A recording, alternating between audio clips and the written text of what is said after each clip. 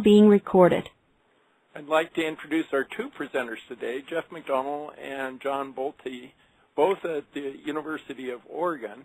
I'm not seeing the presentation yet come up, but the title is the Willamette Water 2100 study, and it's part of our 2012 Spring Cyberseminar series, which is Earth Observatories for Interdisciplinary Science, reports from critical zone observatories, which we call CZOs, and water sustainability and climate studies. I think, is the talk ready to go there yet? It's up on my screen. John and Jeff, can you see it? Yeah, I think we're ready to go when you are. I'm not sure what you did, Todd. Okay, I may have to drop out and come back in, but at this point, I'll go ahead and turn it over to you guys. Are there any announcements, Rick, that you'd like to make at this point? Rick Hooper is our executive director at the Quasi. I guess the only big announcement is the registration for the Quasi Biennial in July is open, so check the website. Very good. And as a request for our speakers, sometimes we pick up a lot of background chatter from folks' phones, and if we could ask you to either mute your phone directly, or one of the green buttons at the top of the page allows you to mute it from the screen, or the third option is to press *6. And so with that, I'll turn it over to Jeff and John. Okay, well, thanks very much. This is Jeff McDonnell, and on behalf of John Bolte and the 25 or so co-investigators on this WSC project, I'd like to thank you for the opportunity to give this talk. What we'd like to do for the next 30 to 40 minutes, I guess, is give you an overview of the project in terms of what we've achieved from the start back in fall of 2010 until the present time, and then looking forward. We're doing this tag team style because I've started off as lead PI on the project, but this term we're transitioning where John is going to take over as lead PI because I'm leaving Oregon State University and moving to the University of Saskatchewan in Saskatoon. So this is kind of marking the transition in the lead PI role, and gives us an opportunity to tell you where we're at and where we're going. So I'm giving this talk from a field site in South Carolina, and then you'll hear from John halfway through it. He's delivering this from Corvallis, Oregon. So if we move to the second slide, hopefully everyone is with me. The outline or the roadmap for this next 40 minutes or so is to describe the development of the project as well as the current status, and then moving on to John, who will talk about where we're at now and going into the future. And a little bit on development, I think, is useful because I know many groups are still forming and thinking about responding to the recent WSC call and future calls going on in succeeding years. Moving on to the third side, I think it's important to note that this officially isn't a WSC project. Our funding comes entirely from Tom Torgensen and the Hydrological Sciences Division, and I think officially we're not at WSC, despite being included in that category in some of the paperwork that or things on the web in terms of these different groups. But we responded to that call, and we wrote a proposal to create a WSC, and the motivation, of course, is in this lettering I have here on the left-hand side, where the main motivation is to fill the gaps in our understanding of water availability, quality, and dynamics, set against the impact of both changing and variable climate and human activity on the water system. And the cartoon on the right, and the credits for that are kind of faded towards the bottom, but that's, I think, embodies the problem best from what I've been able to see. A lot of our current water management system is based on these kind of input-output relationships that we've come to rely upon, and really the devil is in the details, literally and figuratively, in terms of how the system is going to respond to these combined effects of climate and and population and income growth. And of course, this takes quite a transdisciplinary effort in economics and sociology, water policy, water rights, as well as the hydrology, the civil engineering, the biology, and so on. And this is the grand challenge of the Water Sustainability and Climate program. So in the West, where we're doing this work in the Willamette Valley of Oregon, we have a wet Mediterranean climate. And the context is that the supply and demand are pretty much out of phase. So you see in the graph here, provided by Gordon Grant, a member of our team, you'll see the precipitation. We're very dry in the summer months. On average, in the Willamette River Basin, we might be at about 1,500 millimeters of precip per year, but we can have 3 or 4 months of rain-free period in the summertime. And of course, this coincides with the period of high demand. And you might think that in such a wet area, water scarcity would not be such an issue, but we already are experiencing acute periods of water scarcity in the valley and shutting down water rights sequentially through the summer period.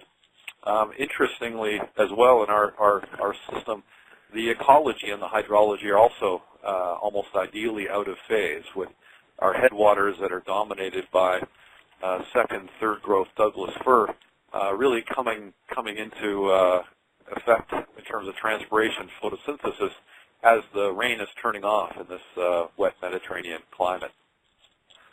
Now, this is set against these combined influences of climate land use change.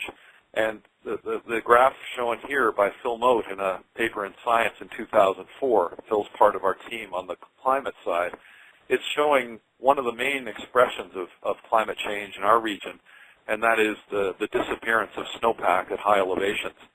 These 3 figures show predicted declining snowpack from kind of now through 2050s and 2090s. Of course, the WSC, like the others, are really focused on the centennial to, or decadal to centennial timescale, and this is really going to be the defining factor for climate changes in our area, when we're already seeing evidence of this at high elevations. The volume that this relates to in the Cascades is something on the order of 3.5 cubic kilometers of water per year represented by the current snowpack. So something like the volume of Lake Geneva really changing form from accumulated snowpack in this rain-on-snow dominated environment to pretty much rain even towards the higher elevations, although some of the models are still simulating significant snow accumulations at the highest elevations. But this is our kind of main defining climate feature in terms of water input to the system. Land use change is another major factor. This slide is showing the Willamette Valley with an anastomosing channel pre-development. This is out of the Willamette Basin Planning Atlas led by Dave Hulse along with other colleagues at EPA and Oregon State some years ago. And this is a pre-development scenario in the Willamette Valley just north of Eugene, the kind of central part of the Willamette Valley. And then the next couple of images show different development scenarios that they looked at during this planning atlas activity. And if I toggle back and forth between the high development scenario and the low development scenario, this is creating some complicated interactions between the human system, both in terms of absolute numbers of people and then income changes that might motivate different behaviors within the valley affecting water resources. On the multi-decadal to certainly centennial timescale, our sociology team in the group is anticipating things as ranging from this kind of activity to climate refugees from Arizona moving into the valley. I mean, it's a complicated picture that transcends the valley itself. So the project title, as you see here, is Anticipating Water Scarcity and Informing this kind of integrative water system response in the Northwest. And the team is made up of faculty and researchers from 3 universities, Oregon State, where John Bolte and I hail from, University of Oregon, and Portland State University. And if I click it again, you can see some of the signatory PIs on the project. Now, we're trying to operate the management of this project very much like the H.J. Andrews LTER, where we have an executive team made up of this group, and we kind of vet a number of decisions and activities through this group that meets roughly biweekly, and then we have quarterly all-hands meetings where we tackle specific issues and topics along the way, and those are typically all-day meetings. So the team includes then this kind of exec team. Dave Hulse, a landscape architect from University of Oregon, who's involved in much of the land use planning activities. Phil Mode, who heads up the Climate Research Institute. Barb Bond, leading on the forest ecology side. Scott Wells at Portland State, who's leading the water resource engineering piece. We have a very large agricultural resource economics group at Oregon State, and Andrew Plantinga is leading that component. And then finally, Sam Chen from OSU Extension is playing a key role in terms of stakeholder engagement. And I think this has been one of the defining features of the project so far. It's trying to engage stakeholders and policymakers in our work from the outset. So not just the heads of the major, resource agencies operating in the valley, but also things like county commissioners. And in fact, we have one of the county commissioners, Linda Modrell, a Benton County commissioner, actually on our investigator team. She comes to our science meetings. She's not a scientist by training, but she is playing a pivotal role in linking to the other 9 county commissioners in the valley and with the governor's office, so that this work translates into action plans within the valley and doesn't just remain in the context of a kind of a scientific study. So our key questions then are, where will climate change and human activity most likely create conditions of water scarcity? Again, it might seem ironic that we're doing this work in the Willamette, an area blessed with pretty abundant water resources, but as I said, we're already experiencing periods of acute scarcity, and this is only going to continue based on some of the things that I've mentioned. And then where is the scarcity most likely to exert the greatest impact on ecosystems and communities? On the ecosystem side, with limited budget like the other WSCs, we've decided to focus really on in-stream ecosystems. So Stan Gregory, a fisheries ecologist, is leading a team where salmonids will be the focus, and stream temperature will be our main water quality parameter. Of course, this is different from other parts of the country where issues will be different, but this is going to be our main kind of ecosystem focus, aside from the terrestrial ecosystem that Barb Bond is anchoring. And then finally, what strategies will allow communities to prevent, mitigate, and adapt to scarcity most successfully? And this is where the engagement with stakeholders is key, and I'll talk about that a little more in just a few minutes. Moving on, in terms of what we said we'd do, it comes down to these five points. That is our mantra through the project. And again, we're about 1.5 years into this 5-year project currently. You see on the right the Willamette River Basin. It's 30,000 square kilometers. So I think the Willamette ranks 9th in the country in terms of river volume size. It flows from south to north. You're seeing major metropolitan areas: Eugene, Salem, Portland, and at Portland, of course, it's flowing into the Columbia and then west into the Pacific. You're seeing here also some north to south trending very clear differences in geology, going from the Coast Range on the left-hand side and in the west, fairly permeable marine-derived sandstones, valley bottom or valley floor sediments, greatly influenced by Missoula flood events, and then the western Cascades, which are old eroded basalts, with the blue on the very right being very young lava flows. And Gordon Grant and Christina Tagg, again both members of the team, have shown recently how important these the geology is in controlling particularly low flow in the valley during summertime.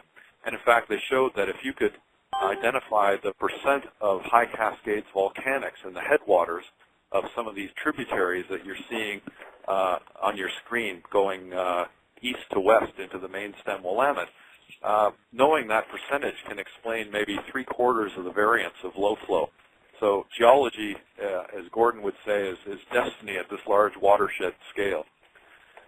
So what we're trying to do then is certainly go beyond the hydrology, but model the system in terms of explaining these interactions between the economic piece, what motivates people's decisions, what motivates a farmer's decision to grow mint versus alfalfa versus some cash crop, in terms of what's going on with market forces, but what's also happening with water availability.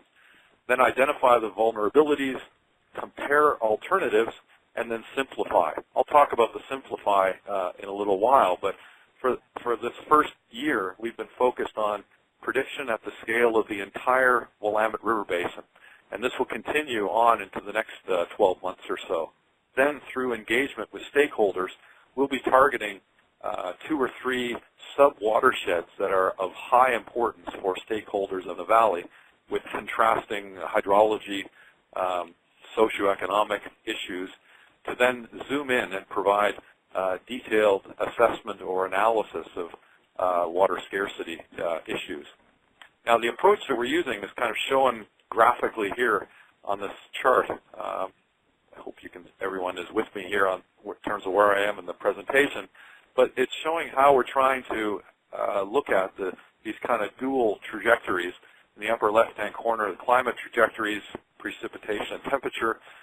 We're working with the climate OCRI, this Oregon Climate Research Institute, led by Phil Mote, who's part of IPC as one of the main chapter writers, and using downscale information from his office, but combined with these human trajectories of both population and income, and really looking at the feedbacks and interactions between the human system in terms of how this influences water use, water demand, and land use, and then the hydrologic and ecological system on the left, all within this multi-agent decision modeling system called Envision that John is going to tell you about in a few moments.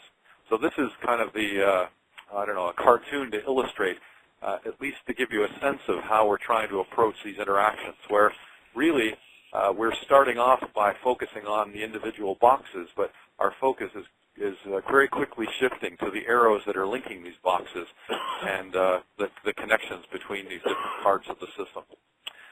I mentioned that stakeholder involvement has been very important. We're using something called the Knowledge to Action Network. This is an approach within extension circles, at least in Oregon and the Pacific Northwest.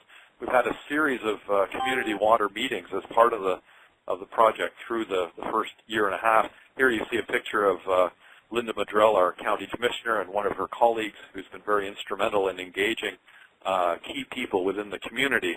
And this is, I think, certainly for me, I've learned more about the system by interacting with farmers and planners within the valley than I have interacting with my scientific colleagues over the last year. The last thing I'll just say is that in terms of international outreach, the original plan was to work in the Blue Nile, and in the proposal we had a strong partnership with UNESCO and also the International Atomic Energy Agency, the IAEA, and their involvement in the Blue Nile. With my move to Saskatoon, we decided to stay with the developing country focus, but this time make that focused on Canada. We're going to be working in the Saskatchewan River Basin, and this is where we're going to do the simplification that I mentioned. We recognize that Envision, the approach you're going to hear about now from John, is a pretty data-intensive approach, the Willamette being perhaps one of the better characterized watersheds in the country, with the H.J. Andrews in the headwaters. It's an aqua basin with USGS. It's a HELP basin with UNESCO. We have the Willamette Basin Planning Atlas and other activities, but of course many basins are poorly gauged, and particularly in the developing world. Now, the Saskatchewan River Basin is certainly fairly well gauged, but it's extremely large. This is 10 times the size of the Willamette, on the order of 330,000 square kilometers. So a very, very much larger system, and unlike the Willamette, very fragmented governance, which influences a lot of policy decisions. And the drought within this basin in 2000-2002 was the worst ever natural disaster in Canada.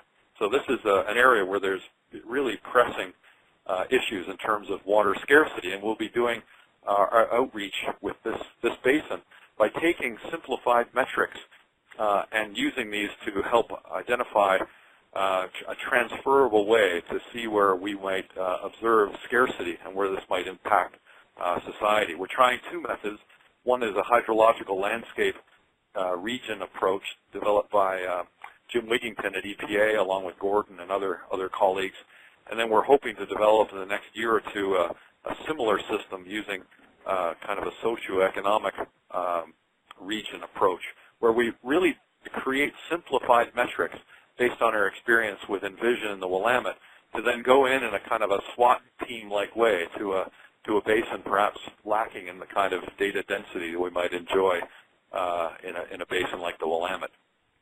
So that's a quick update in terms of the development of the project, maybe some of the activities over the first year. And now I'm going to turn it over to John Bolte, who will talk about some of the current approaches and status and looking forward in the next couple of years, in particular some of the details of Envision, which is the tool that we're using to really explore these interactions. So John, if you're there, I'll turn it over to you now. Yeah, I'm here. Can people hear me? Yep. Hello? Yes. Okay. Sounds good. And let's see. I don't seem to be able to advance the slides. I can advance for you, John. Okay. Or Kayla, if you can give me presentation status, that'd be good as well. But next slide, Jeff.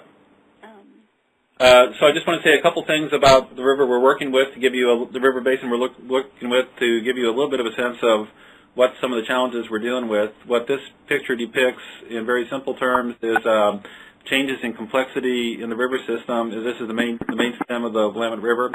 One of the real challenges that we see as we look at the function of the river, both for human uses as well as ecological purposes, is a fairly dramatic level of human modifications to the system. Jeff, you could hit the arrow, hit one more time.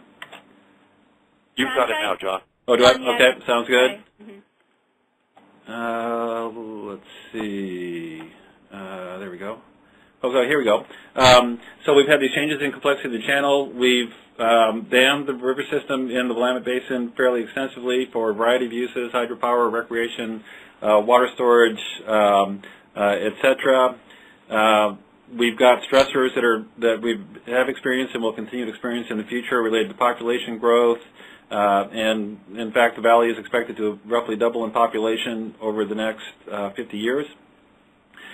We've got, as Jeff mentioned earlier, impacts of climate change that are coming up that look like they will be significant for us, particularly related to changes in the snowpack, and that has all sorts of cascading effects related to the timing of the delivery of water to a variety of both ecological and human uses.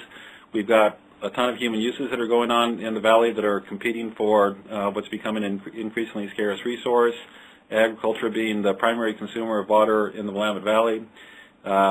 We've got endangered species, but these sort of iconic species, salmonids in the basin that are in several cases listed under Endangered Species Act. And then we have people who use this resource for a variety of recreational purposes as well. And one of the things we're trying to look at in this project is all these sort of competing uses for the river, modifications to the river that have significant impacts across a variety of different dimensions. And the real challenge that we face is how do we put all that stuff together.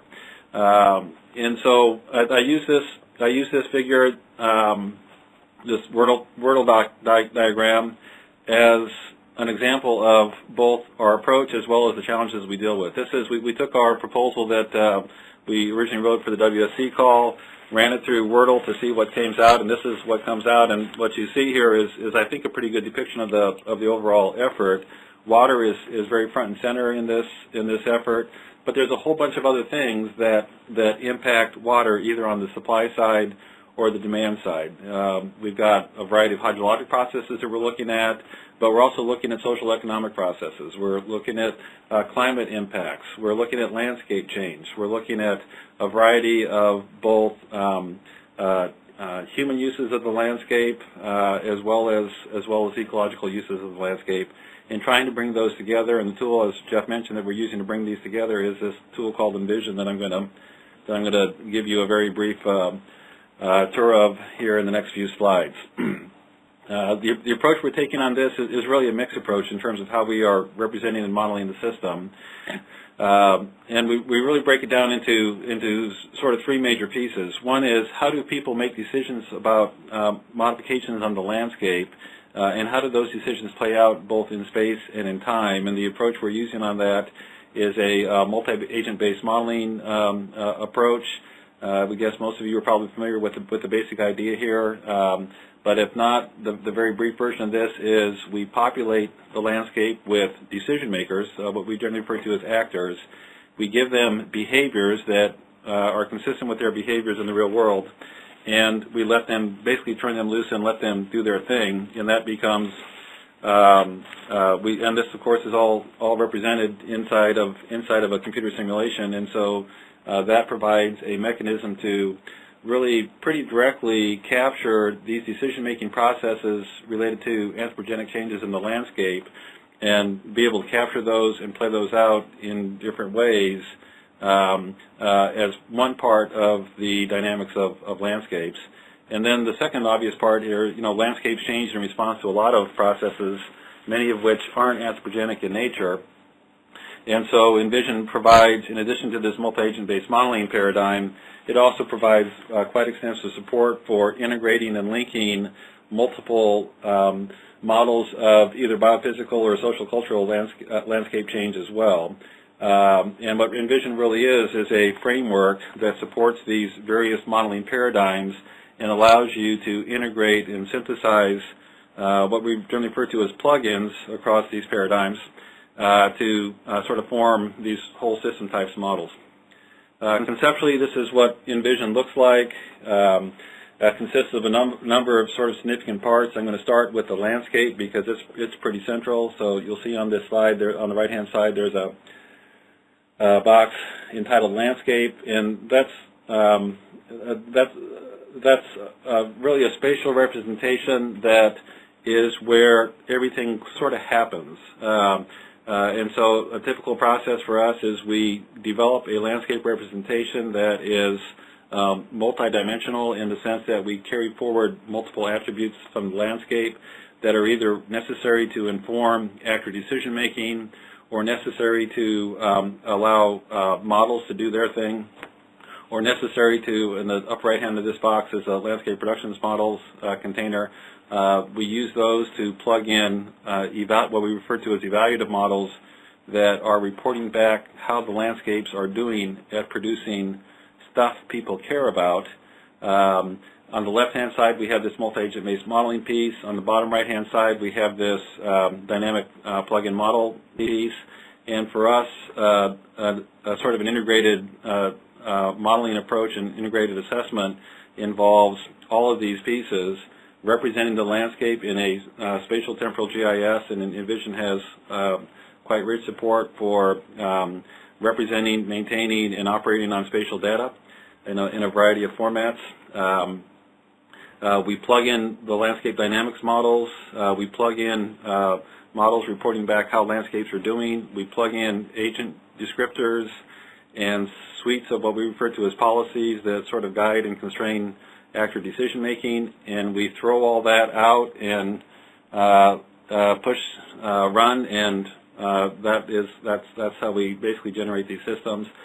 And an important aspect of here is that when we look at actors making decisions or these more biophysical type or social cultural types of models making landscape change and the landscape production evaluation processes running, all that's going on in parallel, which gives us some really unique opportunities both to link models that are all communicating through the landscape but represent different sort of fundamental processes that that we want to be able to explore interactions through, as well as link these landscape production metrics with decision-making behaviors on the actors so that as stuff people care about, meaning actors care about, becomes scarce, they have the ability to change their behavior to be responsive to those emerging scarcities.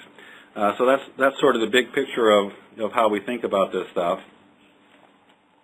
Specifically for WW2100, we get a much more, we're really trying to understand water in this system, and so we've come up with this conceptual diagram that represents what we have determined either through consultations with the science team or consultation with our stakeholders. What are the really critical pieces of the water system in the Willamette Valley? And unsurprisingly, it's fairly complex. There's sort of the snowpack side of things that becomes a really important control on the supply side of things. There's movement of water through various hydrologic processes through the system, either vertically, laterally, or otherwise. That's sort of the traditional hydrology side of things here. But on top of that, we have dams that become really critical and important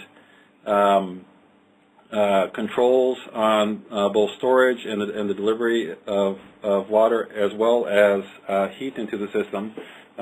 Dams turn out to be very good ways to manage temperature in a system if you have the ability to modify their flows to respond to temperature needs downstream. And then on the lower right-hand side of this corner, there's a whole bunch of stuff related to human uses of the water system that tie to urban demand for agricultural uses that are constrained by things like Western water law and doctrine of prior appropriation around water rights. There's a rich groundwater dimension to this, as Jeff alluded to. Geology does make quite a bit of difference in the system. And then on the left-hand side, we've got these ecosystem functions that are dependent on these water sources in various ways. And again, as Jeff alluded to, for us, a lot of that boils down to impacts on endangered species, salmonids in particular. And so we're really trying to represent pretty explicitly this diagram. So we are either have developed or in the process of developing models that reflect these various dimensions of the water system. And as you can imagine, that's a non-trivial task in itself. One of the real challenges we had here, just from a technical point of view, is trying to identify a model or a set of models that had a sufficiently rich representational capacity to sort of get at that diagram, and we came up short in that. So one of the things that became apparent early on is that if we wanted to really be able to capture a rich representation of the various sources and sinks associated with the water system, whether they're human-based, biophysical-based, or otherwise, we really needed to rethink in significant ways how we approach the whole representation of the hydrologic system and how we represent models within that system. And sort of like Envision uses this plug-in architecture that allows you to very rapidly customize it for specific types of process representations, etc., we developed a subsystem that we refer to as FLOW. It's really a hydrologic modeling framework that's quite interesting and quite unique. It allows us to do sort of basic hydrologic modeling where we're looking at distributed models that are operating on a spatially explicit landscape, but we can define those landscapes in very rich ways. We can connect topologically terrestrial components of that landscape with in-stream components of that landscape. We can connect topologically with groundwater representations. We can represent things like reservoirs and reaches explicitly in this framework. But most importantly, I think, is we can very flexibly define new models or new fluxes, what I oftentimes refer to as straws, and very easily customize this framework to either a specific set of hydrologic process representations or a specific set of fluxes or a dynamic set of fluxes that represent things like irrigation water withdrawals. I jumped a little bit ahead there. So one thing that we really found as a necessary requirement here, particularly as we look at projecting future change around things like new sources of withdrawals for various uses or interbasin transfers or whatever the case might be, we really wanted to have a very flexible capability for inserting these straws at various points in the system, being able to do that as a dynamic process as part of how we represent future changes in either the demand side or the supply side around water, and do this in a very flexible framework. So that this has turned out to be a pretty interesting representation for us that has allowed us to capture a lot of complexity that are necessary to represent the system at the level of detail that we think is important, do that with existing models and algorithms, but also not be limited by those models and algorithms, and be able to add quite easily additional fluxes on top of the representation as needed. Let me step forward here. So this is what the Willamette application looks like from Envision's point of view. And Envision really is this backbone of which we plug in different types of processes. We take a bunch of data. So for us, the process of developing the spatial data is a non-trivial task. We're lucky in the Willamette that we have rich sources of information around spatial data, but it's things like land use, land cover, stream networks, DEMs, soils, population density, stand density, zoning, some of these things. And what I'll emphasize around a lot of these is, as we look at the data necessary to really run these types of models, it spans biophysical types of data as well as more social or cultural type of data, and that's sort of a necessary thing, but it's also a really interesting aspect of how you start to analyze these systems. At least that's the conclusion we've come to. In addition to the basic data, we plug in a bunch of other stuff. So we've got models of population growth that we plug in, models of land use, land cover change that we plug in, models of agricultural and forest management, urban and rural development, expansion of urban areas.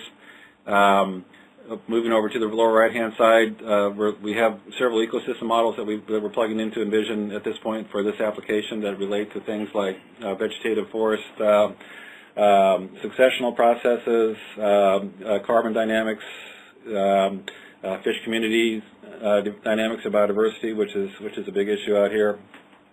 And then a whole bunch of stuff in the upper right-hand corner related to the hydrology that sort of reflects what we saw on that previous conceptual diagram, representing hydrology in the upper basin as well as the lower basins, looking at fairly sophisticated models of dam operation that provide the ability to sort of control dam operations in a dynamic way and based on feedbacks that are coming from other parts in the system. We're also in the process, this one is just about done, not quite there, of implementing a model of water rights that propagates restrictions on water rights up and down the network in response to emerging scarcities in water, all that stuff running at basically a daily time step, as well as snow and groundwater models. Just to give you a little bit of sense, I'm going to go through these ones pretty quickly to give you a little bit of sense of what the scale and resolution that we are running this stuff at. Here's what it looks like for the stream representation that we're using. This is based on the NHD data set, and we're using it at this point in its full spatial representation. What things look like from a landscape point of view, jumped ahead there, is we carve up the landscape into what we call integrated decision units that are the, you can think of these as the minimum mapping unit by which we run analyses. For the Willamette, we are running about 190,000 polygons constitute the terrestrial representation of the landscape, and then the NHD plus, the NHD units for the stream representation of roughly 10,000 basins that we are looking at from a drainage point of view. Give you a little bit of a sense of what that looks like, and we're looking at an envision screen right now. This is the Willamette River Basin. It's roughly 30,000 square kilometers. I'm going to just zoom in here quickly for a couple slides to give you a little bit of a sense of scale. You can begin to see individual polygons here. These were created based on things like watershed boundaries, homogeneous land use, a couple of other soils, a couple of other parameters define the geometry of these polygons, and then we attribute these with about, in this case, about 30 additional attributes related to things like population density or zoning or proximity to streams, or a whole sort of list of other attributes that we put together for this one. The average size of these decision units are on the small end about 2 hectares, on the large end about 20 hectares, and again about 180 or 190,000 of these ones in the study area. Oop, wrong way there. Just to give you a little bit of sense of what the type of outputs we're getting, we do have an early version of this stuff up and running at this point. We are simulating hydrologic response again at a daily time step, looking at 100-year scenarios that are driven by future climate change, as well as these sort of integrated processes that collectively generate landscape change as well on the terrestrial side of the landscape, and human uses of water that are associated with that. But there's a whole sort of other array of types of attributes that become important, both inputs and outputs into analyses like these. For example, things like population density. One of the things we look at as part of this overall picture is how do these various constraints on water and the system overall interact to generate different landscape patterns of interest. This is an example of how we would explore different strategies or policies around urban growth management, which is a pretty big issue in the state, and how different management strategies within that urban planning construct might play out under different scenarios of change. And that's really the paradigm that we've adopted here, is this idea that we identify both a base case or a reference case or a business as usual scenario, play that out, but then we also envision provides the ability to pretty quickly articulate different scenarios that represent different management choices or assumptions about future landscape change, and play those out in this pretty rich spatial and temporal environment. And the last thing I'll mention here is just to give you a sense of what we think of as deliverables on this. High on the list, and this gets to the transferability question. We've really spent a lot of time over the last 10 years or so, particularly around the envisionment development piece, developing tools that are highly transferable and highly integrative. And so this is this project is no exception to that, and we're pushing that paradigm forward. In terms of additional deliverables, there are some tools that are coming out of this, in particular Envision, with a set of plugins that are appropriate for doing these types of relatively complex water scarcity types of analyses, and this flow framework we think is quite interesting as well in terms of tools that are coming out of this effort. It really does provide a really quite flexible framework for looking at water system dynamics. And then some additional deliverables. Obviously, there's a bunch of science that's going on in this project as well, and that's improving our understanding of what the role of climate change, land use, et cetera, how they connect, and to sort of collectively create landscape change processes and scarcities associated with those. We're defining an explicit set of alternative future landscape trajectories that will we think be useful for a number of different types of analyses, both within and outside of the effort. And then finally, Jeff referred to this knowledge to action network or learning to action network. piece that involves this quite rich stakeholder engagement process with the science team.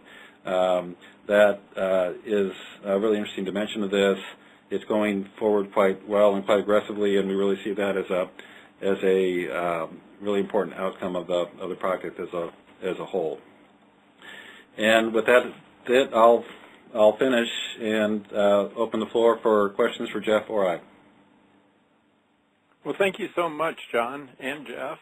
We have a question from the floor. Kay Brubaker, University of Maryland. How do the agents function in the spatial decision units? Good question. There's a simple answer and a complex answer. I'll give you the simple answer. Agents basically have these behaviors that we have a lot of control over what the definition of those behaviors looks like. But basically, they're given decision authority over a particular spatial unit or multiple spatial units. We have a lot of flexibility in how we set this stuff up. And they're basically told, okay, you have the ability to make decisions. Here's the types of decisions that you have access to and the associated outcomes that go along with those conditions. Make decisions that you think are either consistent with your value system or are responsive to emerging landscape scarcities, or reflect other types of behavioral constructs. Again, we have a lot of flexibility in terms of how we define these specific agents, and that's pretty much it. There's a lot of detail that I'm obviously glossing over there, but the paradigm is really providing these agents or actors with a realistic decision-making behaviors, and then letting them do their thing. Well, if I could ask a question, it looked like you're dealing mostly with water quantity. You had some temperature. Are there other water quality issues that serve as constraints? Water temperature is by far the dominant concern in the Willamette Valley. When you look at the TMDL listings, for example, or the 303D listings, it's clearly the dominant water quality concern. So that's where we're putting our primary emphasis. We're leaving the door open to looking at some other water quality issues. It's a little unclear how far we'll get at this point towards some of these other ones. We built into the flow framework the ability to handle multiple constituents pretty painlessly. So there's a possibility we'll go there, but really stream temperature is the primary focus that we're looking at. I think the only way we can realistically do it, Todd, is to leverage new partnerships with people like Department of Environmental Quality at the state level to hopefully have them, embrace some of our model output to link to their water quality monitoring. So that's something we're trying to do in the future, is to leverage the investment that's been made to form these connections with other groups to address things like that. Well, that was sort of my second question. Is one of the initiatives at Quasi is this community hydrologic modeling project, where rather than having standalone models that don't necessarily interact, is to build some kind of community type model or models. Have you seen that as being something feasible, state agencies using your model, or are you tying into their models? Yeah, I think John can comment on this best, but maybe just a brief word. One of the toughest decisions, I think, is choosing what models we'll use as plugins. So, on the hydrology side, of course, there's a multitude of approaches, and one of the things we've wrestled with is trying to use models that are already being used operationally, but then you get into computational issues where we're modeling at a, say, one-day time step for the whole of the Willamette, but it's that model working in concert with a dozen other models as plugins to Envision. We quickly get to the point where that level of complexity is not feasible. So what John was describing with the flow model is an attempt to whittle down some of that process complexity to have something that's possible to use at the scale of the whole Willamette. One of the other strategies is when we zoom into some of these target subwatersheds that'll be much smaller in area, that's where we'll be able to use perhaps more detailed representations, where we're using a model perhaps that is used directly by the state or local agencies. Yeah, John? Go ahead, Jeff. No, I was just passing it over to you.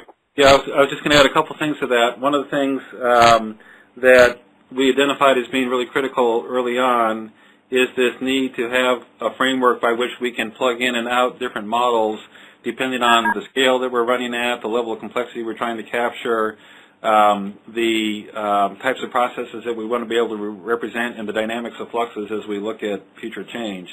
And so Envision sort of is built on this plug-in concept that makes it very easy to plug in and out different types of models and have them communicate with each other. We took a very similar approach with this flow subsystem, where the idea is you can plug in and out different model components or model constructs and have those be operative at different places in an analysis just based on a spatial query. And we really see that as a approach that's very amenable to the types of things that you're talking about here. That said, it's a fair amount of work to put all that together and particularly take existing models and adapt them into this framework. We've done that at this point with two models, PRMS and HBV. We're in the process of doing that with a third model called Velma. That's a Georgia Tech model some of you may be familiar with. And we're contemplating doing that for a couple of other hydrologic models that are commonly used in the West. But that's sort of the approach we've taken, and it's turned out to be quite interesting. Other questions? I had one last question, if nobody else is there. Is one of the things that we did in our drought in Georgia is to have a reverse auction, meaning that rather than selling water rights, the state went in and started buying up water used during the drought. Are there market opportunities built into your system where people can buy, sell, lease, rent water? So the way we look at that is through the mechanism, through these this additional fluxes that get plugged into this flow framework as a dynamic process. And so the short answer is yes. The slightly more detailed answer is those become straws that we can stick in the system at various points in time and define a flux associated with that straw. And we have a quite flexible representation for doing that. That said, there's a bunch of devils in the details about how that works that we're still in the process of working through. We're not fully there at this point, but we think we have an approach to that that's going to be sufficiently flexible that we can capture some of those market-based flux types of opportunities as the project moves forward. Great. There's a question came in from Robbie Gayawali. Could you describe the IDU more, especially what attributes are considered in the IDU? Sure. So there's two ways to answer that. In general, an IDU is just a spatial. It's a polygon basically in a spatial coverage, a GIS coverage that has no more meaning than that. Now that said, as soon as we begin to develop an application with Envision for a specific place or a specific geography, then we start populating those IDUs with a set of attributes that's appropriate to the question that we're asking, to the geography that we're working in, and those vary widely depending on the application. We've done Envision applications over about 13 or 14 very different types of problems at this point, and the details vary pretty significantly across the various projects. That said, for this effort, sort of the classes of attributes that we're tagging those IDUs with are things like various representations of land use, land cover, soils information, information about population density, zoning. There's some economic information that we're incorporating into the analysis as well that gets distributed into these spatial units. Things like carbon stocks and carbon stores would be examples of this. Again, the total list is probably, I think we're up to about 25 attributes that we're carrying forward in that landscape as we do these scenario analyses. But in this case, it's all stuff that either our hydrologic models need to have access to, or our social models need to have access to, or our ecological models need to have access to, or our evaluative metrics need to have access to. Great. Another question. This one from Dave Stonestrom. It says, interesting work. The difference between smart growth and unmanaged growth seems to be more diffuse growth in the latter case, which is the unmanaged growth. What are the main drivers of the focus growth in the smartly managed case? Yeah, well, in this case, so in the smart growth scenario that there was one slide referred to, we looked at a set of policies that were really focused on.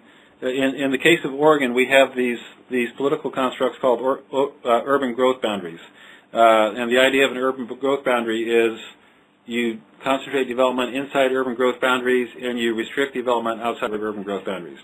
And so they become a pretty big driver for pattern of land use change and land use development. And so in our smart growth there's been a quite active conversation in the state about our land use planning system, and should we abandon it, should we strengthen it, should we leave it the way it is, etc. And so for the smart growth scenario, we basically said let's keep these urban growth boundaries intact, let's encourage higher density development in the urban areas, and by consequence for a fixed population growth rate, that's less development in the rural areas. In the unmanaged growth scenario, we said, okay, let's relax some of the constraints that urban growth boundaries bring to the system and let those opportunities for development outside the identified urban growth areas actually be developable, whereas they're restricted now, and play that out and get a sense of what that would mean in terms of the pattern of development. But it's really focused on urban growth boundaries and density patterns that are associated with those with new development. I think what's interesting here is the price of gas here in Georgia. We used to be the poster child for urban sprawl, and at prices near $4 a gallon, we aren't quite up over 4 yet. The value of the remote property has been driven up so high due to transportation costs that we see a reverse movement back into the urban areas. Yeah, we actually had a conversation yesterday across our team about how do we look at energy prices and their impacts on development pattern, and there's an active effort going on within this project, and is a really great example of where it's hard to talk about water without talking about things like urban development pattern and patterns of agricultural use and things like that. You really do begin to understand that this is a very connected system, and if you don't incorporate those connections and interactions, you miss important parts of the story. Yeah, here it was interesting. Your water supply and water evaporation, water demand are counter-cyclical, and same is true, I think, energy and water here is we have our high energy demands due to air conditioning, which is when we have minimum flows. So is energy production an issue? I mean, in California, they're saying the snowpacks melting sooner or not having as much water may lead to building more dams, but would that cause issues with your salmonid preservation efforts? Well, dams are a huge issue for both good and bad. The question around water storage, there's just absolutely no question that dams do wonderful things if you're trying to store water.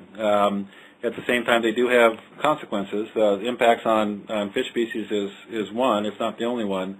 And so you do need to look at trade-offs, and I think some of the scenarios we'll look at will be scenarios that are more focused on storing water as we look at the changes in snowpack in particular. The needs around additional storage are going to be fairly front and center, but also looking at some alternatives to that will play out through this scenario framework that look at other strategies for managing in the case where we either have no additional storage or we're to the point where we're taking out some dams here in the Northwest.